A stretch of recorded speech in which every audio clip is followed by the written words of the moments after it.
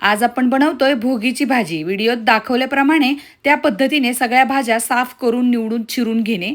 ह्या भाजीसाठी थोडं वाटण सुद्धा काढणार आहे। लसूण, कोथिंबीर, थोडासा कांदा, खोबरं आणि तीळ ह्याचं वाटण करून घ्यायचं आहे। एका कढईमध्ये थोडंसं तेल टाकून हरभरा, वाटाणा, पावटा आणि वांग हे चांगलं फ्राय करून घ्यायचं आहे। थोडंसं मीठ सुद्धा टाका त्यामध्ये।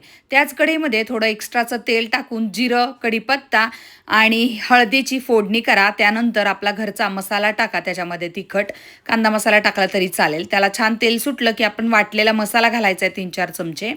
त्यालाही छान तेल सुटू द्या। मग त्याच्यावरती परतलेल्या भाज्या टाका। पालक छान चिरून घेतलेला आहे तो सुद्धा टाकून घ्या। राहिलेल्या सगळ्या भाज्या कढईमध्ये ॲड करा। त्यावरती तीळ घाला तुमच्या आवडीनुसार।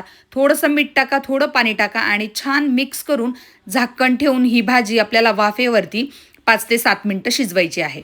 अगदी 7 ते 8 मिनिटांमध्ये भाजी खूप छान पद्धतीने मऊ अशी शिजून जाते। आमच्या घरी बाजरीच्या भाकरी खात नाहीत, पण भोगीच्या भाजीसोबत बाजरीचीच भाकरी लागते तीळ लावलेली। पण मी इथे ज्वारीच्या भाकरी केलेल्या आहेत तीळ लावलेल्या। झाली तयार ज्वारीची भाकरी, तीळ लावलेली आणि भोगीची भाजी। तुमच्याकडे या भाजीला काय म्हणतात ते मला नक्की कमेंट करून सांगा।